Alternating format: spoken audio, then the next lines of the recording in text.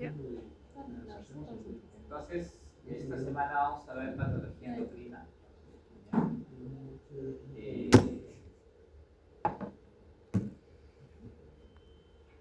vamos a ver dos sistemas, órganos principalmente, hipófisis y vamos a ver tiroides. ¿Ya?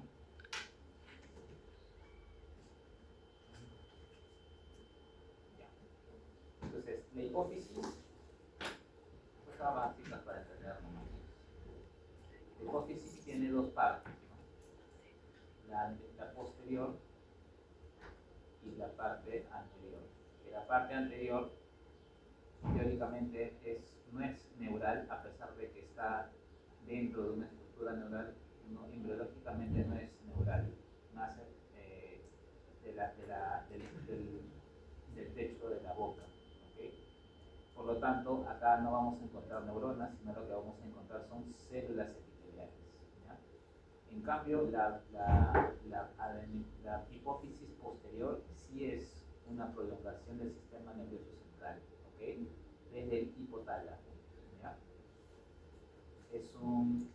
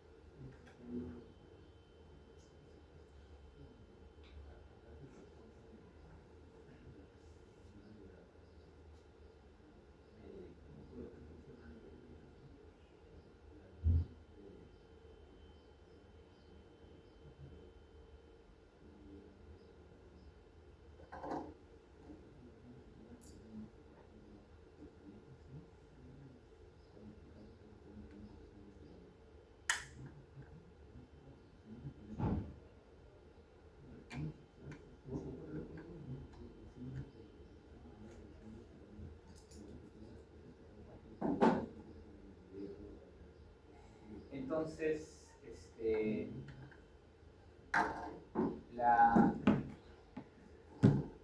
hipotálamo, en el caso del hipófisis posterior, vendría a ser una prolongación del propio hipotálamo. En la hipófisis posterior, las somas de las neuronas se encuentran en el hipotálamo y la hipófisis posterior vendrían a ser parte de la sustancia blanca que vendrían a ser los axones de las somas que se encuentran en un núcleo hipotalámico. ¿Ya? En cambio, la adenohipófisis sí son células 100% epiteliales, no nacen del sistema nervioso central. ¿Ya? Ahora, vamos a encontrar patologías tanto de la hipófisis posterior como de la hipófisis anterior, pero las más frecuentes se encuentran en la hipófisis anterior. ¿Okay? Entonces, antes de comenzar a dar las patologías, vamos a ver qué células epiteliales componen a la adenohipófisis. ¿Okay?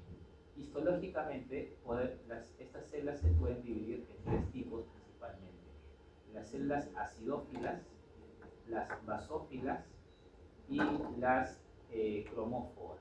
¿Okay? Principalmente basadas en la coloración de su citoplasma. Como estas células epiteliales son células endocrinas, o sea, que van a secretar sustancias, ¿ya? El citoplasma es abundante en estas células y normalmente está lleno de gránulos, ¿ya? Entonces, dependiendo de la coloración del gránulo, las células pueden ser acidófilas, basófilas o cromófobas. Entonces, si son acidófilas, son eosinofílicas. ¿Okay? Si son basófilas, la coloración será media azulada o púrpura, ¿no? Y si son cromófobas, son azuladas pero hipercromáticas. ¿Okay? Ahora, la otra clasificación de estas células epiteliales es con respecto al tipo de hormona que producen. ¿Ya? Entonces, vamos a encontrar las células somatotropas que van a producir principalmente la hormona del crecimiento.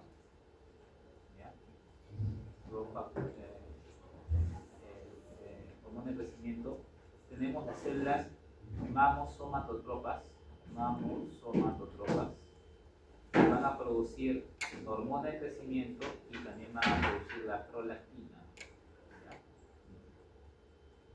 Luego tenemos las corticotropas, que van a producir la hormona corticotropina, o también conocida como ACTH. ¿Ya? Estas son las células. Luego tenemos las células pirotropas, que van a producir la hormona TSH, estimulante de la tiroides. ¿Ya? Y finalmente tenemos las células gonadotropas, que van a producir las hormonas FSH y LH. ¿Ya? Con respecto a la hipófisis posterior, se van a producir, a pesar de que la hipófisis posterior no es una estructura glandular, ¿okay? No es un epitelial, va a cumplir una función endocrina. Esa es otra cosa que también quiero que entiendan. ¿Cuál es la diferencia entre endocrino y exocrino? ¿Okay? ¿Por qué estas glándulas son endocrinas? ¿Cómo se llama? Si por ejemplo el páncreas también, bueno, el páncreas también libera en sustancias, libera por ejemplo enzimas. ¿Cuál es la diferencia entre endocrino? Endocrino es cuando una célula libera sustancias pero directo hacia la sangre, ¿okay? Hacia la vía sistémica. Todas las estructuras, órganos o estructuras o tejidos que sus células liberen sustancias hacia la sangre se consideran como células o tejidos u órganos endocrinos, ¿no? Por eso es que la hipófisis es un órgano endocrino, ¿ya? Pero normalmente los órganos endocrinos, la célula que compone estas son células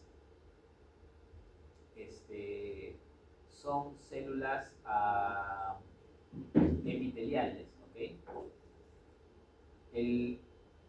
La hipófisis posterior es la única estructura, o bueno, una de las pocas estructuras en el cuerpo que las células que van a producir esta hormona y van a liberarla al medio son neuronas, ¿no? Entonces, endocrino, la mayoría son epitelio, pero por ejemplo en el caso de la hipófisis posterior, la célula es una neurona, ¿ok?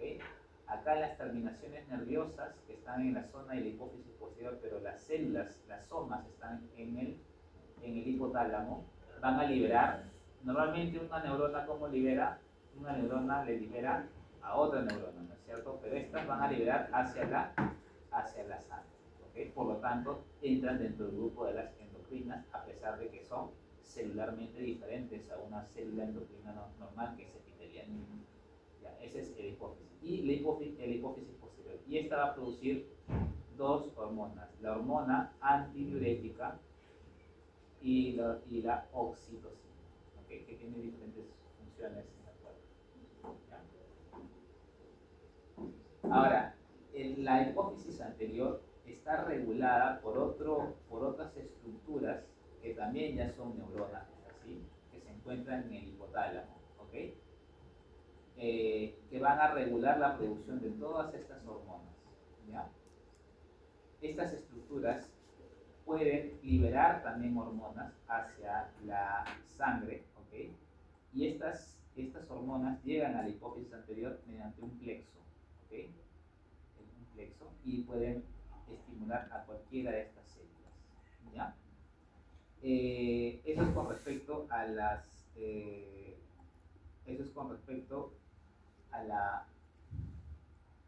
hipófisis anterior y posterior.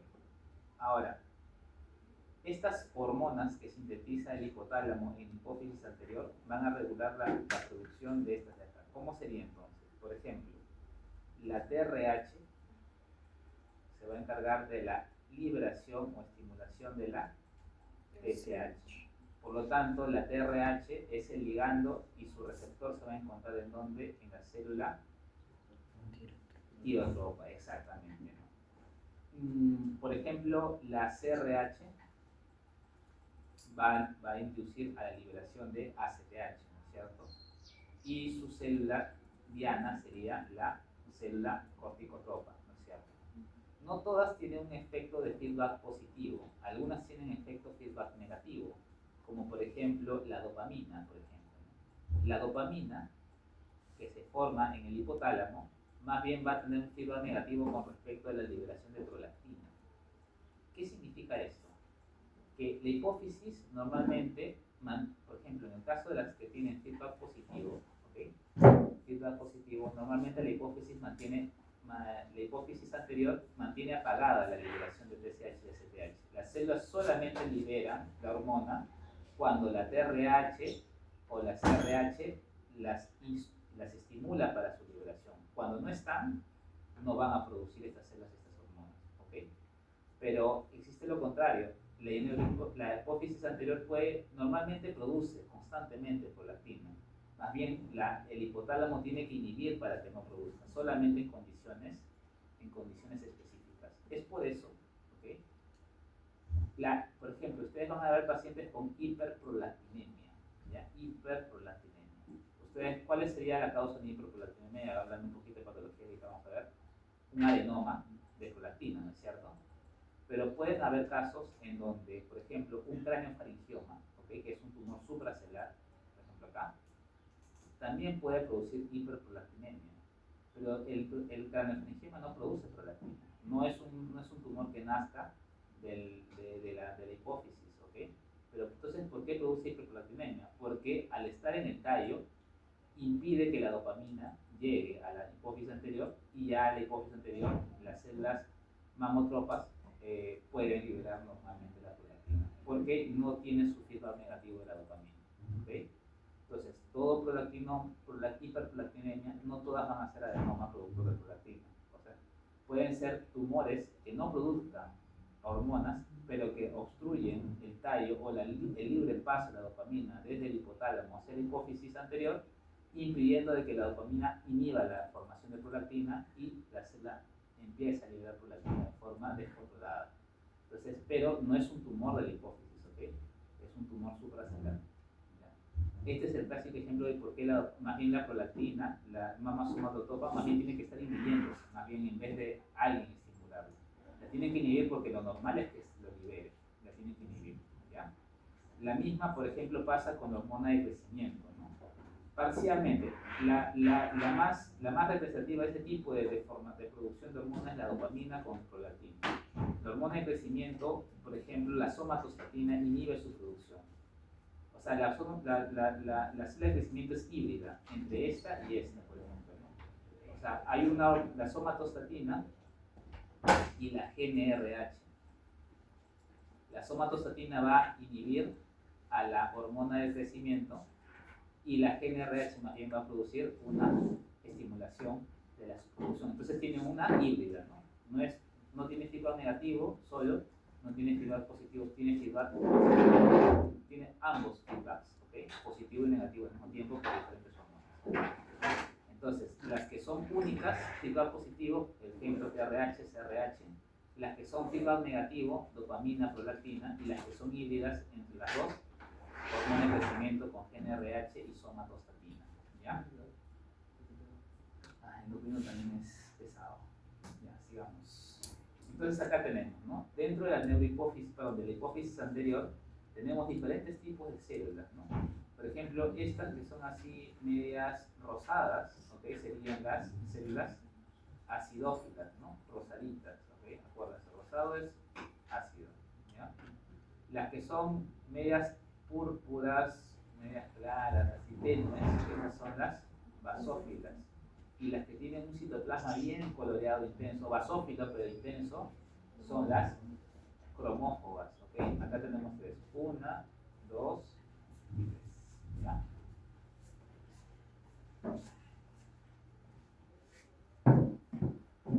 Ok, vamos a seguir viendo.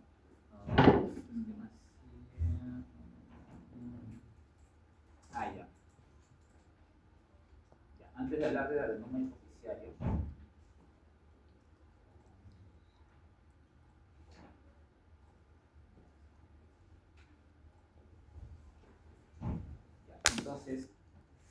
¿Cómo se manifiestan las enfermedades en hipófisis?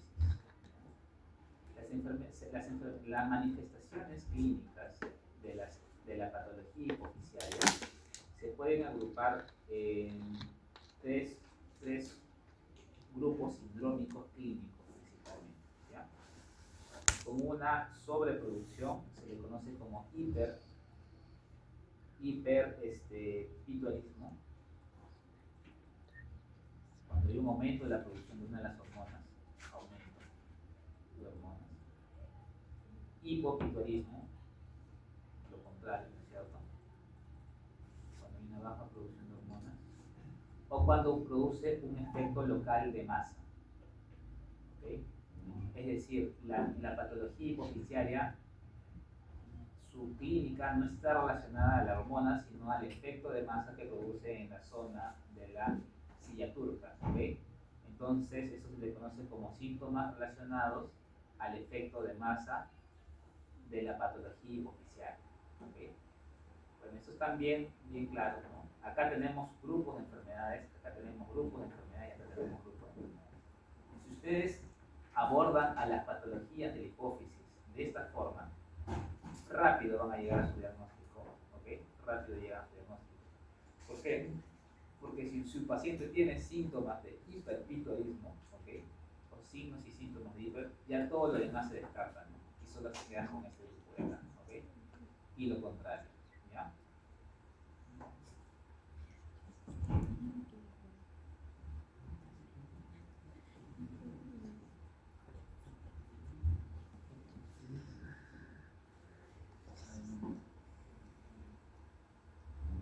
Entonces, vamos a ver los adenomas.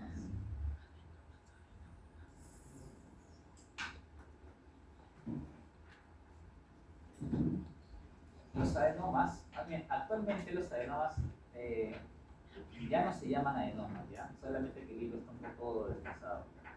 Se llaman tumores neuroendocrinos, bien diferenciados, ¿ya? Ese es el nuevo nombre con el que se conoce, tumores neuroendocrinos bien diferenciados. Lo que pasa es que los adenomas eran considerados como un grupo aparte, pero ahora ya los han incluido dentro del grupo de las neoplasias neuroendocrinas, ¿okay? Así como, por ejemplo, el carcinoide, así como, por ejemplo, el tumor el carcinoma de células pequeñas del pulmón. Todos estos que son en diferentes órganos pertenecen a la familia de las neoplasias neuroendocrinas. Y los adenomas no son ajenos a ellos y ahora ya se les ha incluido dentro de este grupo. Por lo tanto, adenoma hipofisiario sí es un diagnóstico, pero el nombre correcto es tumor neuroendocrino bien diferenciado, ¿ya? Y los carcinomas hipofisiarios, porque también hay carcinomas, son también carcinomas neuroendocrinos, ¿okay? Entonces, la palabrita neuroendocrino ahorita se le tiene que poner porque pertenecen a la familia de los neuroendocrinos, ¿ya? Neuroendocrino, ¿por qué? Porque produce hormonas y las liberan a la sangre. Por eso es que esta mayoría de enfermedades produce, bueno, realmente serían, ¿no?, síntomas paraneoplásicos, ¿no? O sea, síntomas relacionados a una neoplasia. Por eso es que un paciente con un adenoma, por ejemplo, un adenoma que produce ACTH, va a venir con la manifestación clínica de síndrome, bueno, si es primaria de la hipófisis, enfermedad de Cushing, ¿no es cierto? Entonces, o sea, produce un síntoma porque secreta algo este tumor. Si secreta algo, la mayoría de las neoplasias que secretan algo están ahorita entrando, metiéndolas dentro del grupo de las neuroendocrinas, ¿okay? La mayoría de las neoplasias, no todas, ¿ok? Por ejemplo, el carcinoma escamoso en pulmón secreta, por ejemplo, ACTH también, pero no se le va a aprender, no se les pone en el neuroendocrino, no todas, pero la mayoría de neoplasias que secretan algo a la sangre, actualmente se les está metiendo en el grupo de las neuroendocrinas, así que por eso es que ha cambiado también el nombrecito. Pero en el examen lo vamos a dejar como adenoma nomás, ¿ya? Porque si no,